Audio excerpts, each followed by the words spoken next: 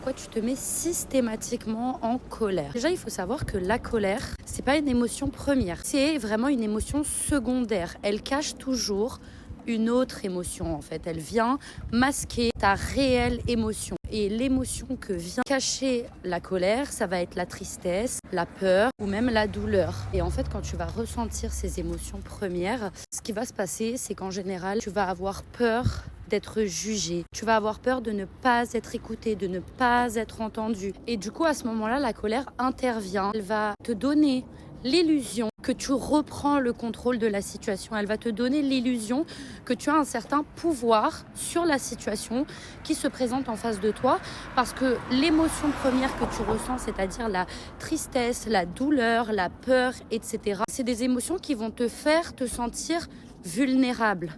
Et pour ne pas montrer aux autres que tu es, entre guillemets, vulnérable, tu vas te mettre en colère. À chaque fois que tu te mets en colère, il faut que tu te demandes quelle émotion première ta colère veut masquer.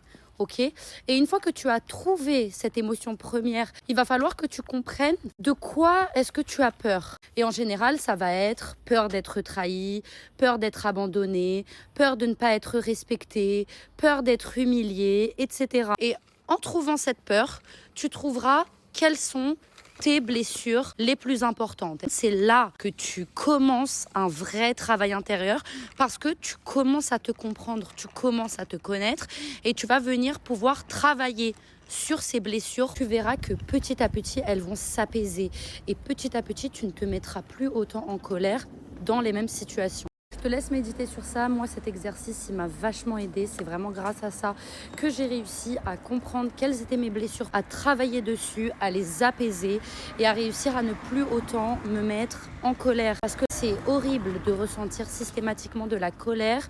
Ça te ronge de l'intérieur et c'est très mauvais pour ton corps, c'est très mauvais pour ta santé. Donc n'hésite pas à appliquer cet exercice dans ton quotidien. Voilà, prends soin de toi. J'espère que cet exercice va t'aider et je te dis à très bientôt.